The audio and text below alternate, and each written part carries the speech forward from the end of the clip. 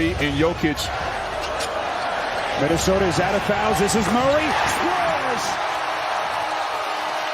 Defensive end, and obviously on this side, a lot of Jamal Murray. Hanging.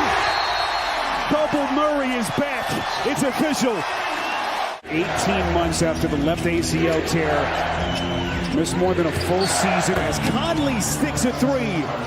Finally lead this Denver team on a deep postseason run. Edwards got it. 6-point game as we move inside of 2 minutes left. Murray looking for some daylight. Steps back, fires. Bringing the ball down the court. Edwards against Jokic, elevates, contested, deep in the corner. That's a long two. Nuggets have hit 6 of their last 7. Jokic setting the table for Gordon.